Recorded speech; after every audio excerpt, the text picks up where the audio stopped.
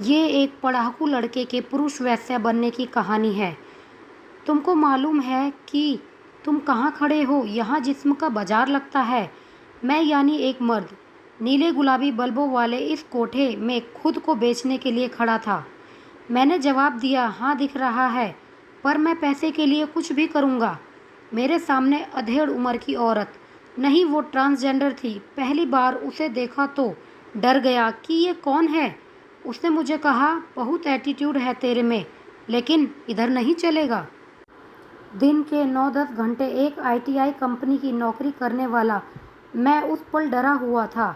लगा कि मेरा ज़मीर मर रहा है। मैं एक ऐसे परिवार से हूँ जहाँ कोई ऐसा सोच भी नहीं सकता कि मैं ऐसा करूँगा, लेकिन मेरी ज़रूरतों ने मुझे इस ओर ढकेल दिया।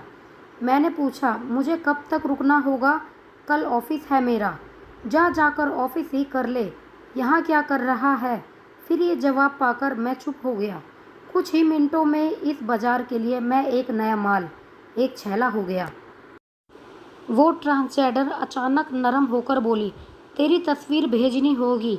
नहीं भेजी तो कोई बात नहीं करेगा। ये सुनते ही मेरी हालत खराब हो गई। मेरी तस्वीर पब्लिक होने वाली थी। मैं सोच रहा था कि कोई रिश्तेदार देख लेगा तो क्या होगा मेरा भविष्य। पहले दाईं तरफ से, फिर बाईं तरफ से और उसके बाद सामने से मेरी तस्वीरें खींची गई। इसके अलावा 2 आकर्षक तस्वीरें भी मांगी गई।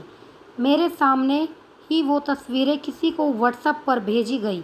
तस्वीरों के साथ लिखा था, नया माल है, रेट ज़्यादा लगेगा, कम पैसे का चाहिए तो दूसरे को भेजती हूँ। मेरी बोली लग रही थी, तो अंत में 5,000 रुपये में तय हुई। इसमें मुझे क्लाइंट के लिए सब कुछ करना था। ये सब किसी फिल्म में नहीं, मेरे साथ हो रहा था। बहुत अजीब था। मैं ज़िंदगी में पहली बार ये करने जा रहा था। बिना प्यार इमोशंस के कैसे करता? एक अनजान के साथ करना होगा, ये सोचकर मेरा दिमाग चकरा रहा था। एक पीली टैक्सी में बैठकर मैं उसी दिन कोलकाता के एक पोश इलाके के घर में घुसा। घर के भीतर बड़ा फ्रिज था जिसमें शराब की बोतलें भरी हुई थी। घर में काफ़ी बड़ा टीवी भी था। वो शायद 32-34 साल की शादीशुदा महिला थी। बातें शुरू हुई और उसने कहा, मैं तो गलत जगह फंस गई। मेरा पति गे है, अमेरिका में रहता है, तलाक दे नहीं सकती। एक तलाकशुदा औरत से कौन शादी करेगा? मेरा भी अलग अलग चीज़ें करने का मन करता है, बताओ क्या करूं? हम दोनों ने शराब पी। उसने हिंदी गाने लगाकर डांस करना शुरू किया। हम दोनों डाइनिंग रूम से बेडरूम गए। अब तक उसने मुझसे प्यार से बातें की थी। काम जैसे ही ख़त्म हुआ, पैसे देकर बोली, चल कट ले यहाँ से, निकल यहाँ से। उसने मुझे टिप भी दी। मैंने उसे कहा, मैं ये सब पैसों की मजबूरी की वजह से कर रहा हूँ। उसने कहा, तेरी मजबूरी को तेरा शौक़ बना दूँगी। मेरी मजबूरी, जो कोलकाता से सैकड़ों किलोमीटर दूर मेरे घर से शुरू हुई थी। मेरी लोअर मिडिल क्लास फैमिली को मैं अनलकी लगता था, क्योंकि मेरे जन्म के बाद ही पिता की नौकरी चली गई। वक्त के साथ ये दूरियां बढ़ती गई। मेरा सपना एमबीए करने का था, लेकिन इंजीनियरिंग करने को मजबूर किया गया और नौकरी लगी कोलकाता में। ऑफिस में सब बांग्ला ही बोलते। भाषा और ऑफिस पॉलिटिक्स की वजह से मैं परेशान रहने लगा। शिकायत भी की, लेकिन कुछ नहीं हुआ। बाथरूम जाकर रोता तो कार्ड के इन और आउट टाइम को नोट करके कहा जाता, ये सीट पर नहीं रहता। मेरा आत्मविश्वास खत्म होने लगा था। धीरे धीरे डिप्रेशन ने मुझे घेर लिया। डॉक्टर के पास भी गया, लेकिन परेशानियां खत्म नहीं हुई। जिम्मेदारियों और परेशानियों का गट्ठर कंधों पर इतना भारी लगने लगा कि मैंने इंटरनेट पर सर्च करना शुरू किया। मुझे पैसे कमाने थे ताकि मैं एमबीए कर सकूं, घर पैसे भेज सकूं और कोलकाता की ये नौकरी छोड़कर भाग जाऊं। इस बीच मुझे इंटरनेट पर मेल एस्कॉर्ट यानी जिगोलो बनने का रास्ता दिखा। ऐसा फिल्मों में देखा था।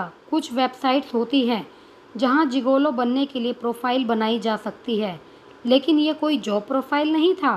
प्रोफाइल लिखने में डर लग रहा था, पर मैं उस दहलीज पर खड़ा था जहां से मेरे पास सिर्फ 2 रास्ते बचे हैं। पहला, दहलीज से पीछे हटकर सुसाइड कर लूं।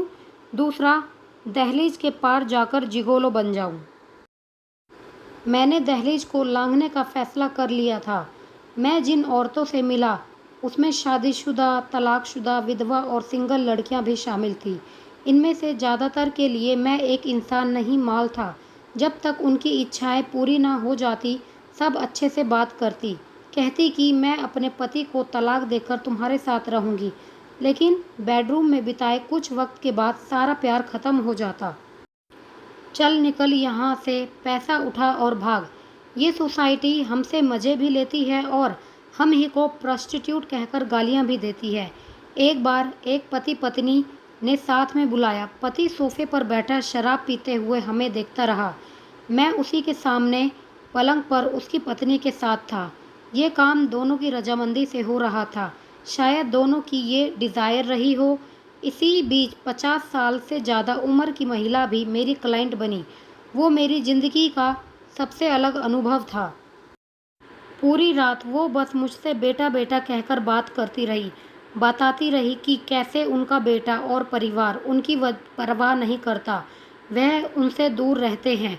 वो मुझसे भी बोली, बेटा इस धंधे से जल्दी निकल जाओ, सही नहीं है ये सब। उस रात हमारे बीच सिवाय बातों के कुछ नहीं हुआ। सुबह उन्होंने बेटा कहते हुए मुझे तय रुपए भी दिए, जैसे एक माँ देती है अपने बच्चे को सुबह स्कूल जाते हुए। वो वाकई उस महिला के लिए दुख हुआ। फिर एक रोज़ जब मैंने शराब पी हुई थी और ज़िंदगी से थकान महसूस कर रहा था, मैंने माँ को फ़ोन किया। उन्हें गुस्से से कहा, तुम पूछती थी ना कि माँ अचानक ज़्यादा पैसे कैसे भेजने लगे। माँ मैं धंधा करता हूँ, धंधा। वो बोली, चुप कर, शराब पीकर कुछ भी बोलता है तू। यह कहकर माँ ने फ़ोन रख दिया। मैंने माँ को अपना सच बताया था, लेकिन उन्होंने मेरी बात को अनसुना कर दिया। मेरे पैसे वक्त से घर पहुँच रहे थे ना। मैं उस रात बहुत रोया। क्या मेरी वैल्यू बस मेरे पैसे तक ही की थी? इसके बाद मैंने माँ से कभी ऐसा कोई बात नहीं की। मैं इस धंधे में बना रहा क्योंकि मुझे इससे पैसे मिल रहे थे। मार्केट में मेरी डिमांड थी। लगा कि जब तक कोलकाता में नौकरी करनी पड़ेगी और एमबीए में एडमिशन नहीं ले लूँगा, तब तक ये करता रहूँगा। लेकिन इस धंधे में कई बार अजीब लोग मिलते हैं, शरीर पर खरोंचे छोड़ देते हैं।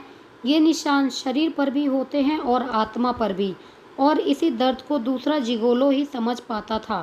सोसाइटी चाहे जैसे देखे, इस प्रोफेशन में जाने का मुझे कोई अफसोस नहीं है। मैंने एमबीए कर लिया और इसी एमबीए के दम पर आज कोलकाता से दूर एक नए शहर में अच्छी नौकरी कर रहा हूँ और खुश हूँ। नए दोस्त बने हैं जिनको मेरे अतीत के बारे में कुछ नहीं मालूम। शायद ये बातें मैं कभी किसी को नहीं बता पाऊँगा।